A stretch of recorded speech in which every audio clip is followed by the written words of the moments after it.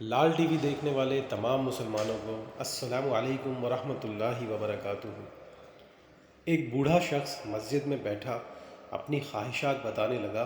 کہ جوانی میں میری تمنا تھی کہ میں شادی کروں تو میں نے شادی کر لی، پھر تمنا ہوئی کہ میری اولاد ہو تو اللہ تعالیٰ نے اولاد بھی دے دی، پھر تمنا ہوئی کہ اپنا گھر ہونا چاہیے، اس کے بغیر زندگی کا مزہ نہیں، تو میں نے آدھی عمر محنت کر کے گھر بھی بنایا۔ اتنے میں میری اولاد جوان ہو گئی تو ان کی شادی کا خیال آیا اور دل کیا کہ پوتے پوتیاں دیکھوں، تو بچوں کی شادی بھی کر دی۔ اب میں پوتے پوتیوں نواسے نواسیوں والا ہوں، مگر اب میں تھک گیا ہوں اور آج مجھے خیال آیا کہ میں اپنی آخرت کے لیے بھی کچھ کروں،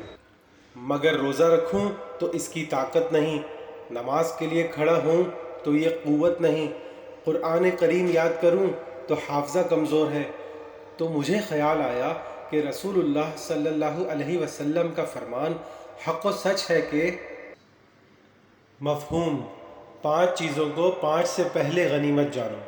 جوانی کو بڑھاپے سے پہلے، تندرستی کو بیماری سے پہلے، فراغت کو مصروفیت سے پہلے، اپنی زندگی کو موت سے پہلے اور مالداری کو غربت سے پہلے۔ ہم میں سے کتنے ایسے تھے جو اپنی جوانی صرف دنیا کمانے میں گزارتے رہے اور یہی سوچتے رہے کہ عبادت بڑھاپے میں کر لیں گے، مگر اچانک موت نے انہیں آ لیا۔